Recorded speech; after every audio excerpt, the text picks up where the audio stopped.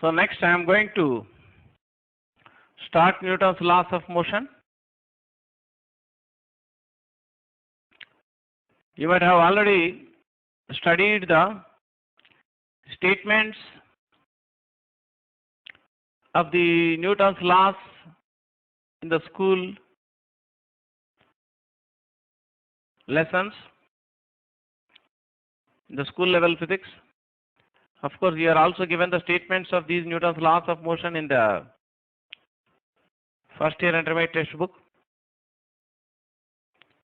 So I am not just going to dictate those Newton's laws of motion now, but we discuss Newton's laws of motion, keeping in view of the application part. There are three laws of motion, as you must be knowing. Newton's first law gives the definition of force and concept of inertia. According to Newton's first law, if no external force acts on a body, then its acceleration will be zero. As you might have studied in the school, every body continues to be in the state of rest or of uniform motion in a straight line path unless an external force acts on the body to change that state. So from Newton's first law, we can say that if no external force acts on the body, or when the resultant of all the external forces on the body is zero,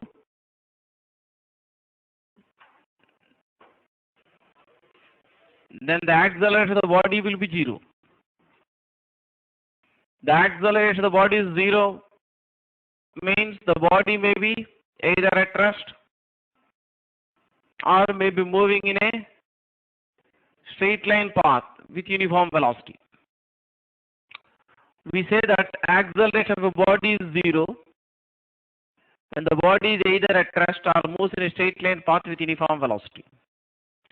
So Newton's first law gives the definition of force and concept of inertia. Newton's second law gives you the expression for a measure of the external force on a body. To measure the external force on a body, Newton has introduced the concept of linear momentum of the body.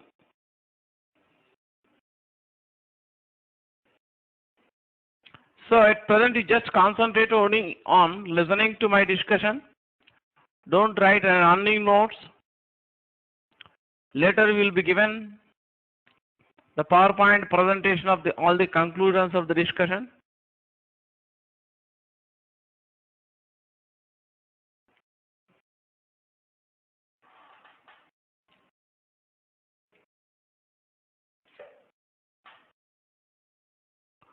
So the linear momentum is a vector quantity.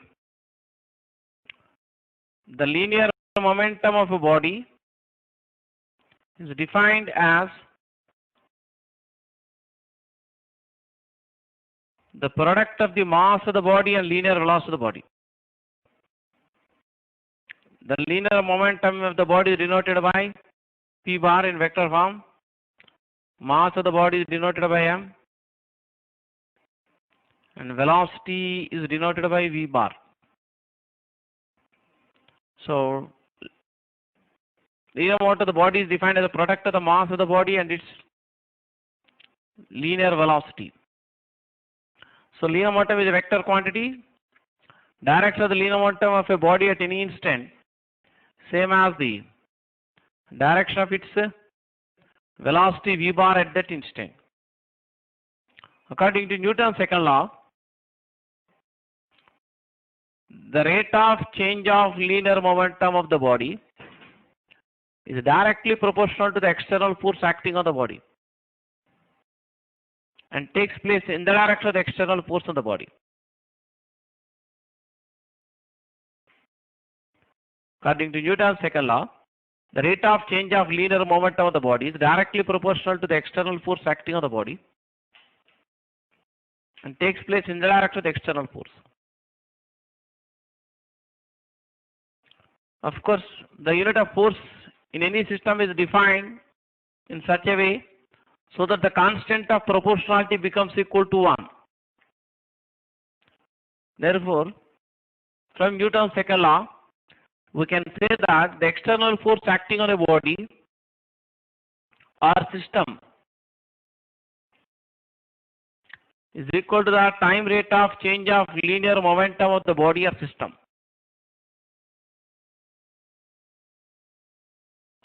That means in the application of Newton's laws of motion, sometimes we may consider 2 or 3 objects together as one system, provided they move together in the same direction with the same acceleration. In the examples in Newton's laws of motion, I mean some of the problems, we may consider 2 or more number of objects together as one system, whose mass is equal to sum of the masses of all the objects in the system. Then all the objects move together in the same direction with the same acceleration. So, we use the terms average force in some of the problems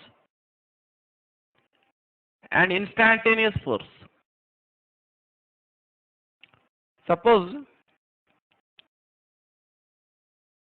if P1 bar is the momentum of the body at an instant of time t equal T1, P2 bar the linear momentum of the body at a later instant of time t equal T2, then the average value of the external force on the body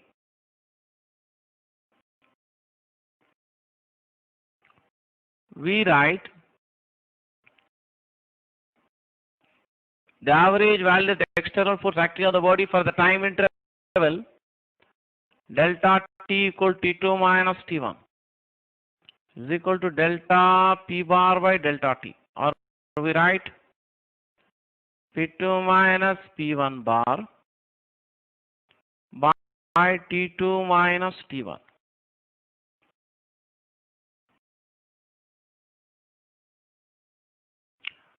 When the time interval is small, infinitesimally small, this average force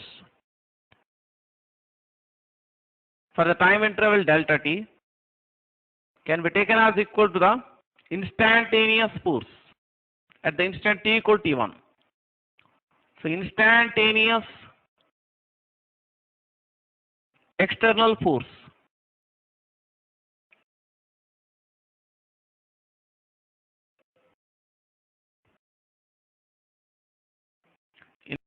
instantaneous value of the external force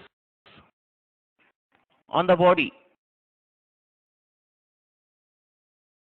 or system given by F bar equal to limit delta t tending to 0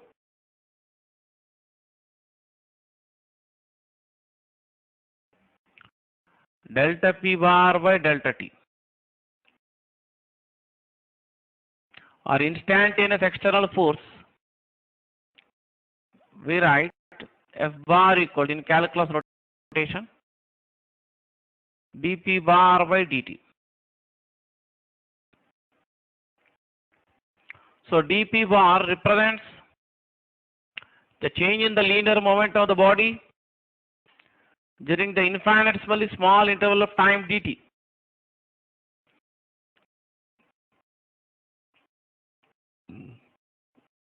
So if dP bar is the change in the linear momentum of the body during the infinitesimally small interval of time dt between the two instants of time t equal to T1 and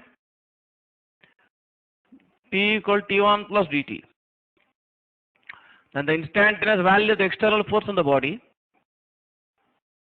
or system of bodies which move together in the same direction with a common acceleration can be written as F bar equal dP bar by dt.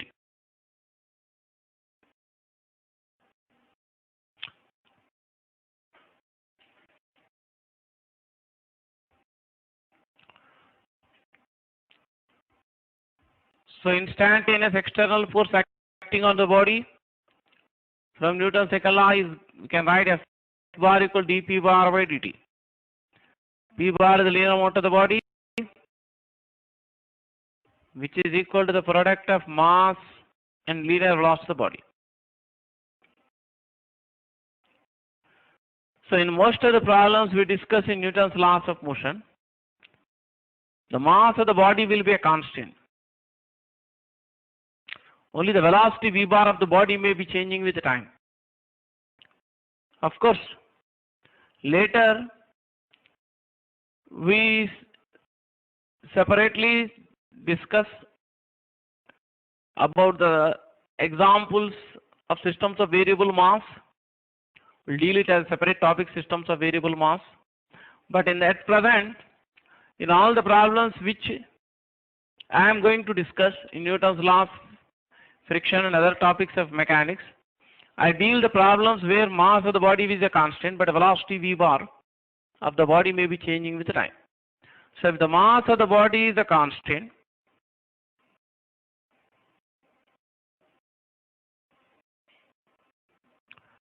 and the velocity v bar may be changing with the time, then the instantaneous value of the external force on the body, we write m into dv bar by dt.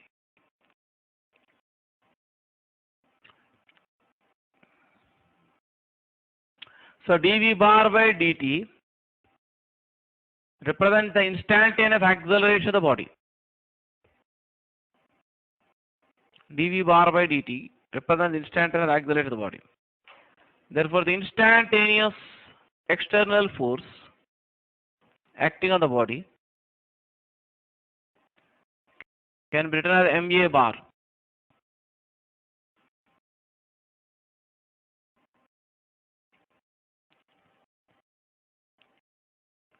Where a bar equal to dv bar by dt represents the instantaneous external force on the body. So I have written ext at the subscript of f bar, which means in the equation f bar equal to ma bar, f bar represents the external force acting on the body of mass m, not the force exerted by the body or system on the surrounding objects. So f bar in the equation f bar equal to ma bar, f bar represents the vector net external force acting on the body or system, not the force exerted by the body or objects in the surroundings. So when several external forces act on the body such that the mass of the body does not change with time, then the vector sum of all the external forces acting on the body will be equal to product of its mass and acceleration. So while dealing the examples in Newton's laws of motion, you should not equate, in the general case, we cannot equate one of the forces acting on the body to mass into acceleration. Of course, in some of the problems, in some of the simpler problems, the resultant of all the external forces on the body may be equal to the one of the forces acting on the body. But in the general case, in the equation f bar equal to ma bar, you have to remember that f bar represents the vector sum of all the external forces acting on the body. So when several external forces act on the body such that the mass of the body does not change with time, then the vector sum of all the external forces acting on the body will be equal to product of its mass and acceleration. So when we talk about the term force, it always involves two bodies. So when you talk about the term force, or when you describe a particular force, you must mention about two bodies. You must mention the body on which the force acts, and you should also mention about the other body which applies the force on the first body. A force cannot act on a body with no objects in the surroundings, with no interaction with any object in the surroundings. So the term force always involves two objects or two bodies. So firstly, the body which applies that force, and secondly, the body on which the force acts. So forces always occur in pairs. According to Newton's third law, forces always occur in pairs. Or from Newton's third law, we say that to every action, there will be always an equal and opposite reaction.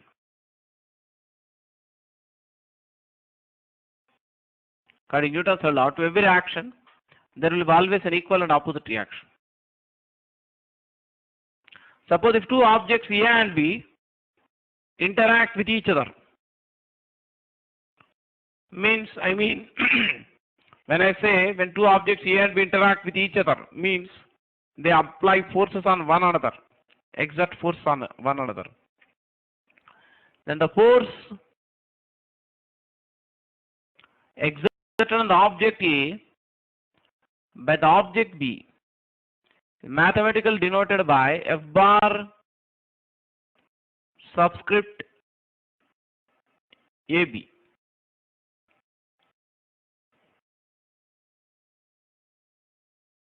Force on object B by the object A denoted by F bar subscript BA. That means the first letter in the subscript represents the object on which the force acts. The next letter in the subscript represents the other object which applies this force. So according to Newton, action-reaction forces are always equal in magnitude but opposite in direction. So mathematically, we write action equal to minus reaction. So in vector form, we can write F bar subscript AB is a negative of F bar subscript VA.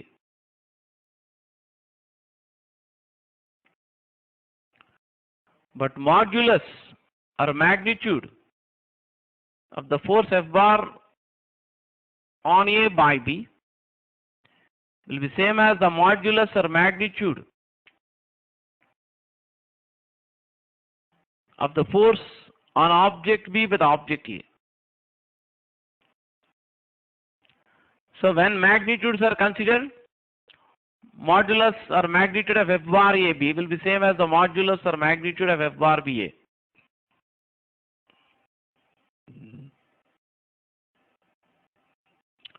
So let us consider a body of mass m moving with some acceleration A bar.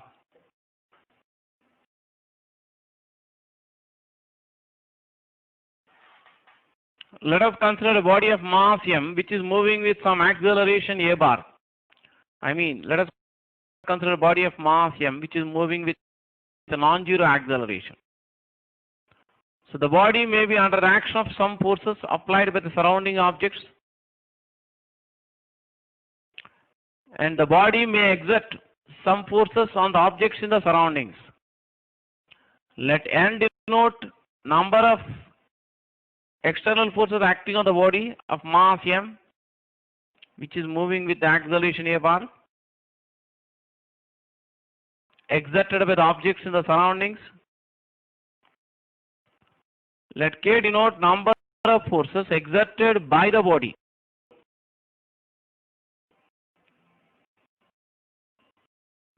on the objects in the surroundings or environment. So I put a simple question to you. If the body moves with a non-zero acceleration, which will be greater, n or k?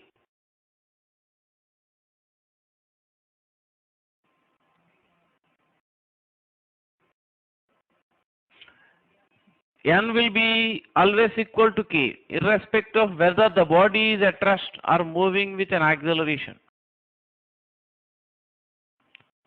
Because according to Newton's third law, to every action there is always an equal and opposite reaction.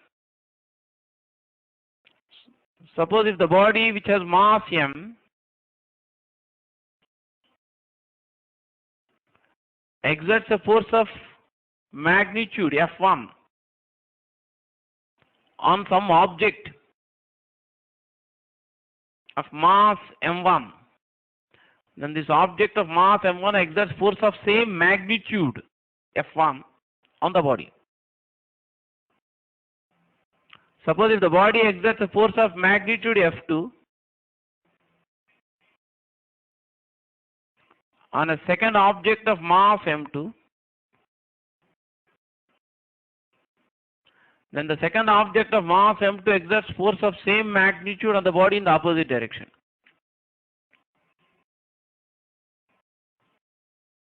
Suppose if the third object of mass m3 exerts a force of magnitude on the F3 on the body of mass m, then this body exerts a force of same magnitude F3 on this body of mass m3. I mean, for example, if a number of forces acting on the body is 3 due to the objects in the surroundings, the number of forces exerted by the body on the objects surrounding is also be 3.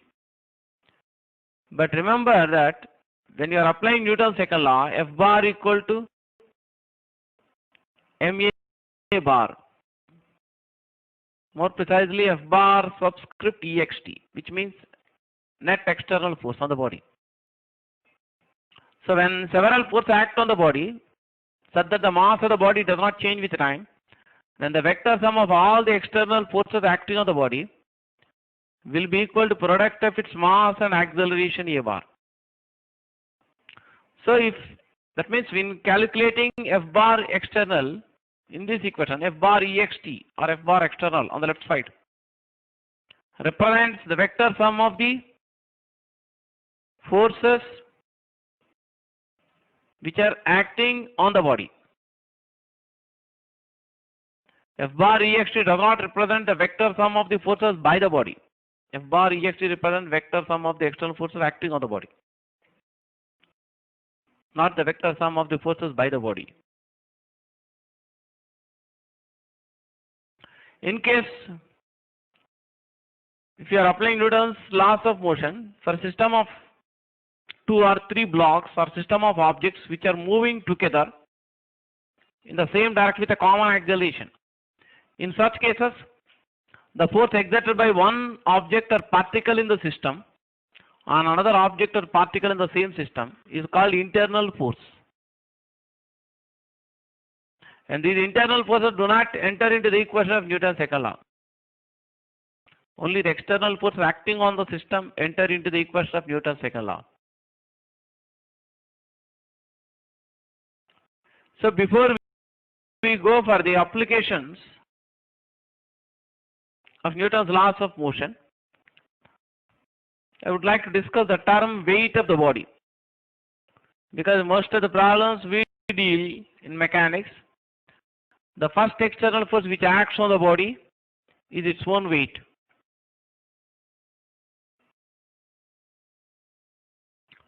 So because most of the problems in Newton's laws of motion, we discuss the motion of the objects near the Earth's surface, which move near to the Earth's surface. So weight of a body present near the Earth's surface is the gravitational force of attraction exerted on the body by the Earth.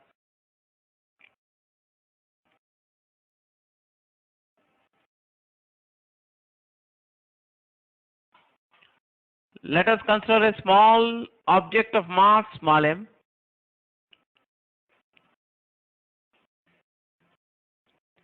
which is falling freely under gravity from a small height above the Earth's surface. This is Earth here.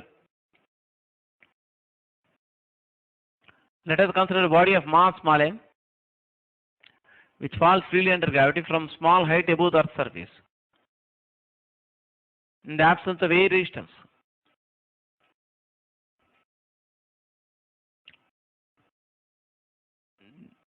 Then the only external force on the body is its own weight.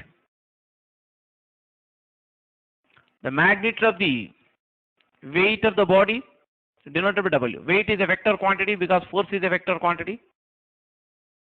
Weight of the body at the given place near the Earth's surface represent the gravitational force on the body by the Earth. It acts vertically downwards toward the center of the Earth. The magnitude of the weight is denoted by W. So according to Newton's second law, the external force acting on the body. Suppose if the body moves under acts of single external force on the body, then from Newton's second law, magnitude of the external force on the body can be written as product of its mass m and magnitude of its acceleration. Suppose if you apply Newton's second law for a freely falling body,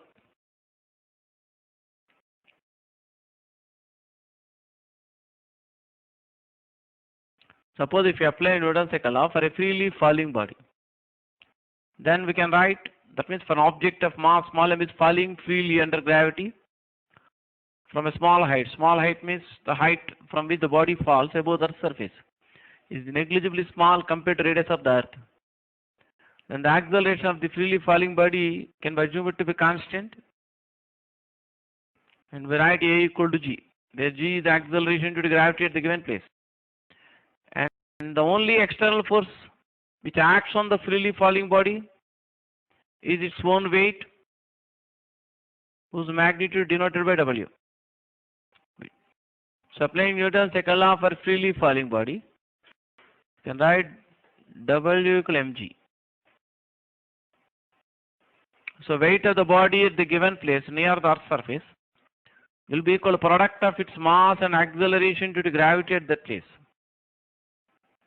So in vector form, the weight of the body can be written as W bar equal mg bar.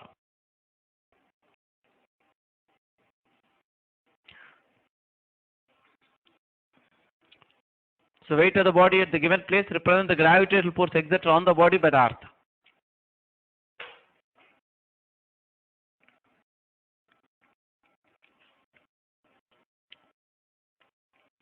So now I am going to discuss the general method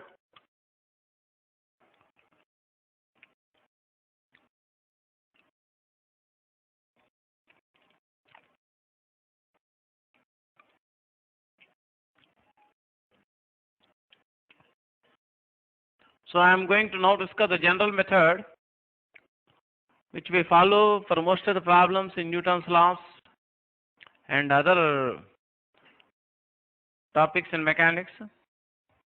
So when several external forces act on a body such that the mass of the body does not change with time, then the vector sum of all the external forces acting on the body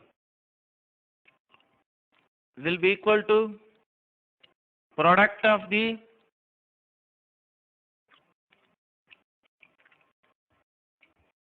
mass of the body and the linear acceleration of the body.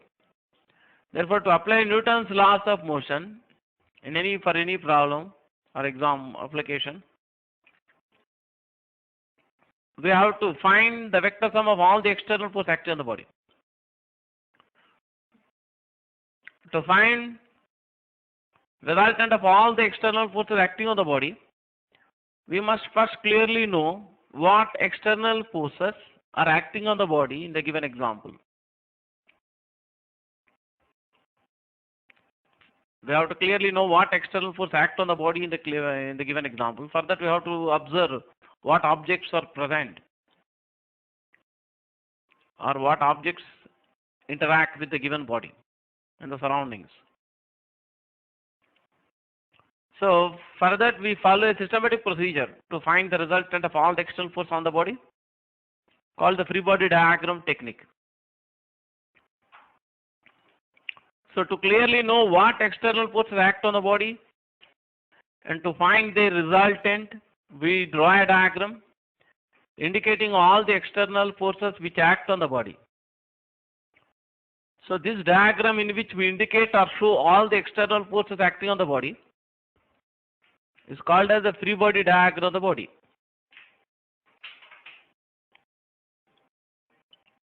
So now I am going to discuss the free body diagram technique.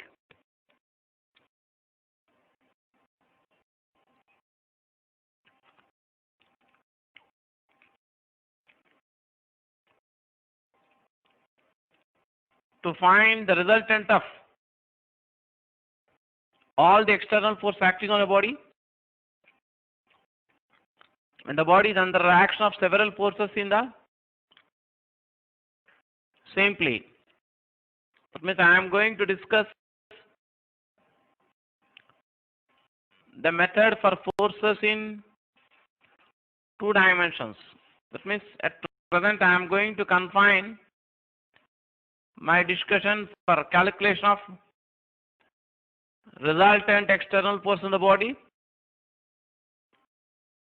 when all the external forces acting on the body act in the same plane or can be represented in the same plane.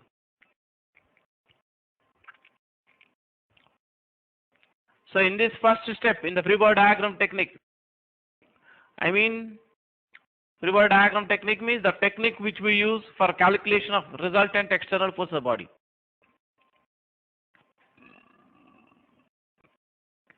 So when several external forces act on a body, the resultant of all the external force acting on the body can be found by this free body diagram technique. So in this technique, first we have to draw a diagram showing every force which acts on the body. The forces are represented like vectors, that is by the director line segments. And it's not compulsory to show the object completely the free body diagram. And the examples we deal in Newton's laws of motion and translatory motion. We can show the object like a point mass located at the position of its center of mass. And whatever external forces act on the body can be assumed to be acting at the position of its center of mass.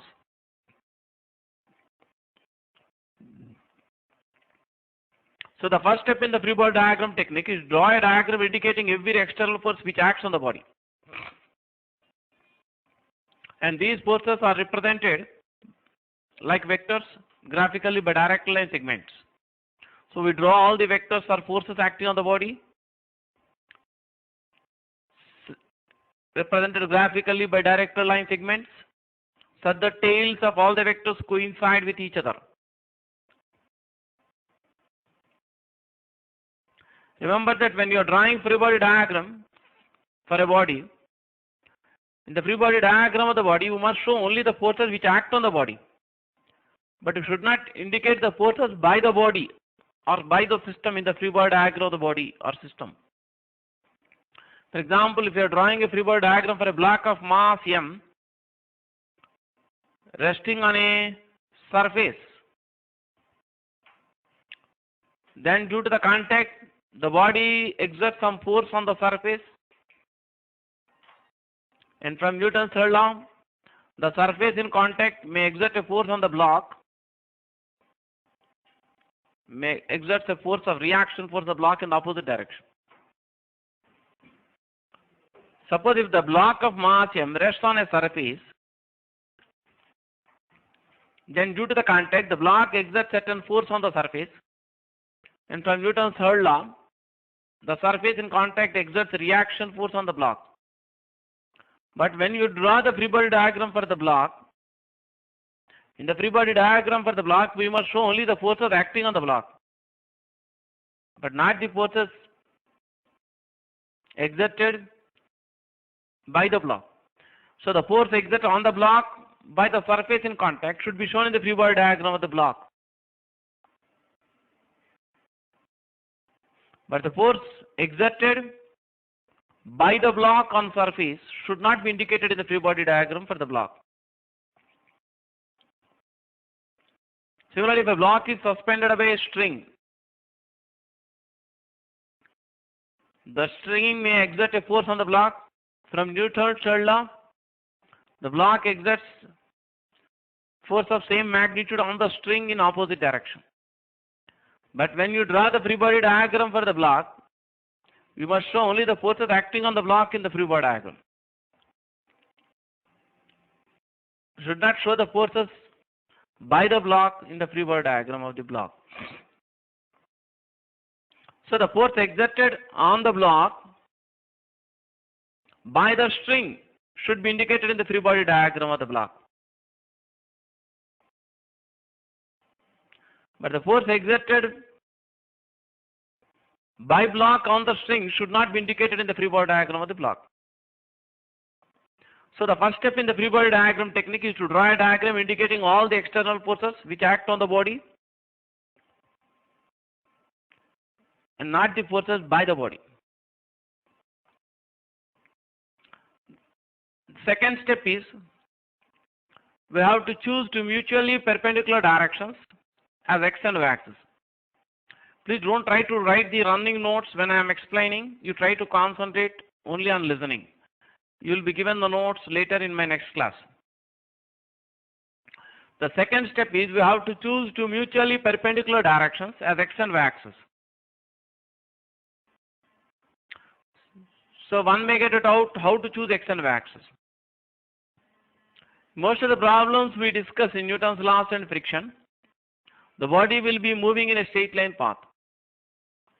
If the body moves in a straight line path, then for convenience we can choose the direction of the motion of the body as x-axis and direction perpendicular to the motion of the body as y-axis. Same time, it does not necessary that x-axis should be horizontal in all the problems.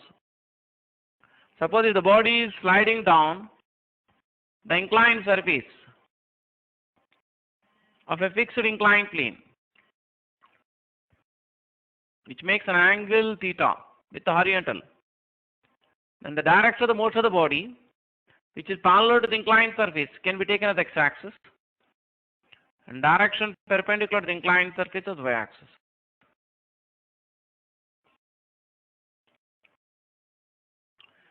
So the first step in the free body diagram technique is draw a diagram. I am emphasizing the free body diagram technique more because we repeatedly use the same technique for most of the problems we discuss in Newton's laws and friction and other topics in mechanics.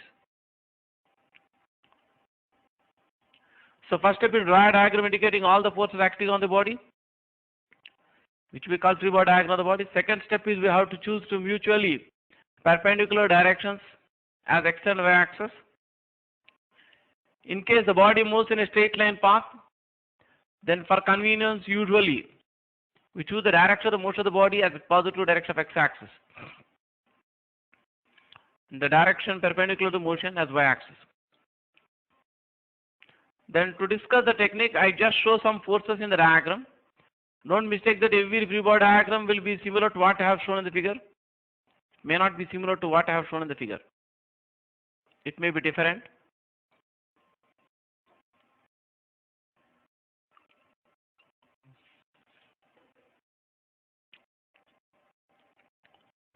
So to discuss the free body diagram technique, I just draw a diagram indicating some forces. But every free body diagram will not be as shown in the, as I am going to show in the figure. I am just to discuss the technique. I am just taking some forces for explanation purpose. In some examples, only one external force may act on the body. In some of the problems, two external forces may act on the body. Some of the problems, the number of external forces acting on the body may be 3 or 4. So whatever may be the number of external forces acting on the body, we can follow the same method. Let us suppose a force of magnitude F1 acts on the body parallel to the positive direction of x-axis, or in the direction along positive direction of x-axis. Let us suppose second force of magnitude F2 act on the body at an angle theta with the positive direction of x-axis. Let us suppose a third force of magnitude F3 act on the body along positive direction of y-axis.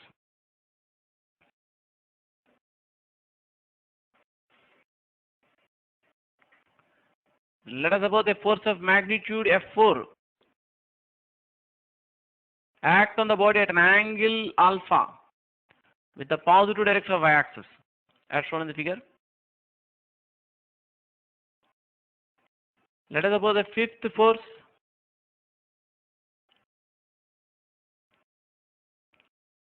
of magnitude F5 act on the body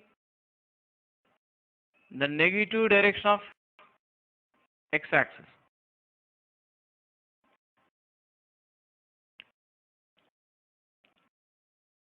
Let us suppose sixth force with magnitude F6 act on the body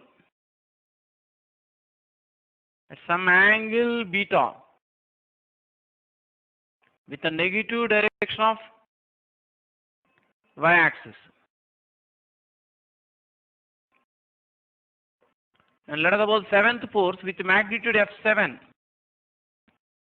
act on the body along negative direction of y-axis. So in this manner, you can draw a diagram indicating all the external forces acting on the body. So don't be frightened by the number of forces. The number of forces acting on the body, most of the examples may be definitely much less than what we show in the figure. But when to discuss the technique, I have just selected some forces in the figure. So as I told you, the first step is draw a diagram indicating all the forces acting on the body, as shown in the figure. Then second step is we have to choose two mutually perpendicular directions as x and y axis. Then third step is those forces like F2, F4, F6 which are inclined to both x and y axis. They should be resolved into rectangular components parallel to x and y axis. So third step is we have to resolve the forces into rectangular components parallel to x and y axis. So I have already explained you how to resolve a force into two rectangular components in the topic vectors. To resolve this force F2 bar into two rectangular components along x and y axis, we construct the rectangle with the adjacent sides along x and y axis, such that this force F2 bar acts along the diagonal of the rectangle. The component of second force which makes angle theta with the direction of second force will have magnitude F2 cos theta. The other component will be F2 sin theta. That means the component F2 cos theta acts along positive x-axis. The component F2 sin theta acts along positive axis. The third force, which has magnitude F3, acts along positive axis, so its component along x-axis will be 0. The same way the first force, F1, will have no component along y-axis. The fourth force, F4, is inclined to both x and y axis, so we resolve it into rectangular components parallel to x and y axis.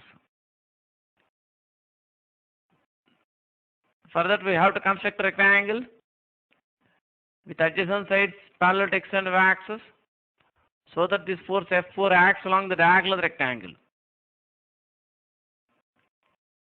The component which makes an angle alpha with the direction of the force, or the component adjacent to the angle alpha, will have magnitude F4 cos alpha.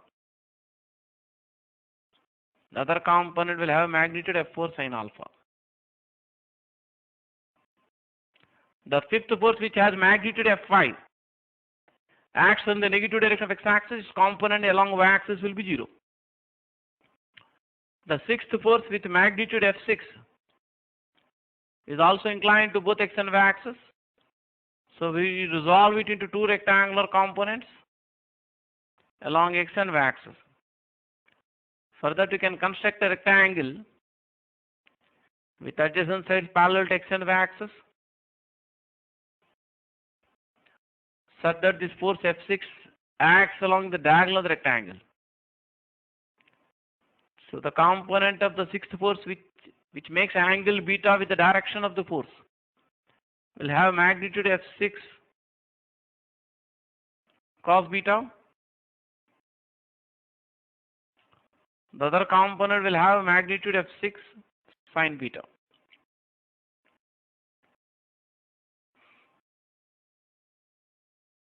The seventh force, which has magnitude F7, acts in the negative direction of y-axis, component along x-axis 0. So next, fourth step is we have to find x and y components of the resultant force of body. The resultant of forces and components along x-axis denoted by Fx. That means Fx represents x component as the resultant force on the body. To find the value of Fx, we have to add the magnitudes of forces and components which are direct along positive x-axis, and subtract the magnitudes of the forces and components which are directed in the negative direction of x-axis. In the given figure, the first force with magnitude F1 acts along positive x-axis. The component of the second force which has magnitude F2 cos theta is also along positive x-axis.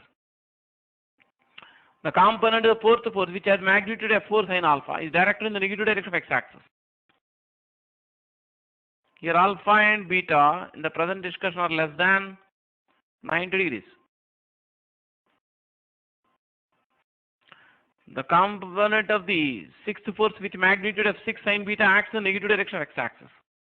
The fifth force with magnitude F5 also acts in the negative direction of x-axis. So Fx we can write F1 plus F2 cos theta minus of F5 plus F4 sin alpha plus F6 sin beta. Or you can write Fx equal to